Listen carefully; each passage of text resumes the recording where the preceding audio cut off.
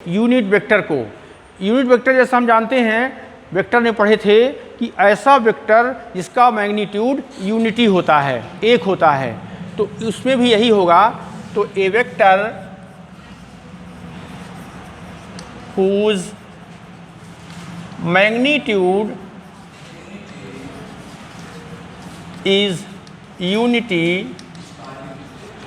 is called unit vector. तो जैसे कोई भी ए आई कंट्रावेरिएंट वेक्टर है तो हम कैसे डिफाइन करेंगे? तो हम जानते हैं कि D S square is equal to, यहाँ पर जो इंडिकेटर है उसको हम ई लिख देते हैं, और G I J D X I D X J. तो डी एस स्क्वायर से डिवाइड कर दीजिए तो 1 is equal to E G I J D X I upon D S D X J upon D S. D X I upon D S को बोलते हैं कंट्रावेरिएंट vector, और ये भी क्या हो जाएगा? Contravariant vector.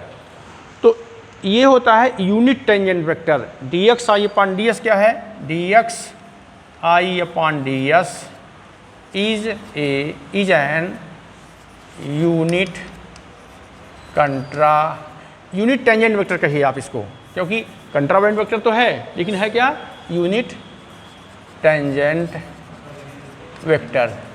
ये तो ये ध्यान रखना है कि कोई भी वेक्टर यदि कंट्रावेरिएंट है और यूनिट है तो उसका मैग्नीट्यूड कितना होगा?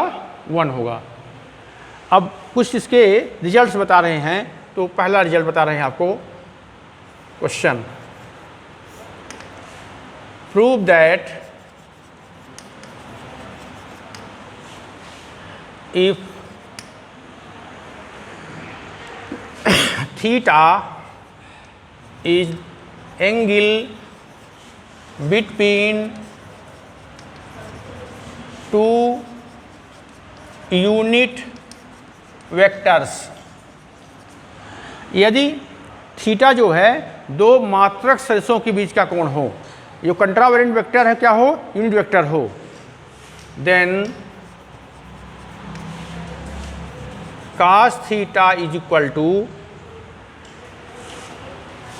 ए आई बी आई। क्लियर है? ये प्रूफ करना है। यदि ए आई कंट्रावेरिएंट वेक्टर है, बी जे दूसरा कंट्रावेरिएंट वेक्टर है, उनके बीच का कोण थीटा हो और दोनों क्या हो? मात्रक सदिश हों, तो प्रूफ करना है ये रिजल्ट। क्लियर? लिखेंगे प्रूफ। प्रूफ बहुत आसान है। देखिए, हम जानते हैं कि सबसे पहले तो हम लोग दो कंट्रावेरिएंट वेक्टर के बीच का कोण का फार्मूला लिखेंगे। जैसे ए और बी दो वेक्टर हैं तो उनके बीच का कोण होता है A dot B equal to A B cos theta, उससे लिखेंगे। तो हम जानते हैं कि यदि A I and B J are two contravariant vectors,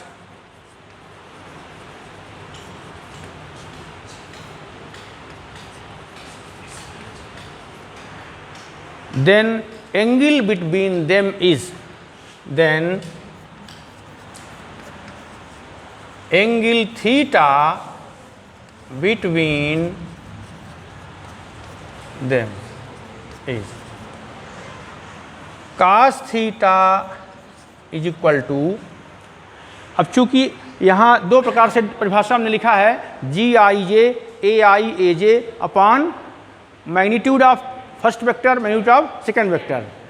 तो G I J A I A J A I B J upon magnitude means E of A G L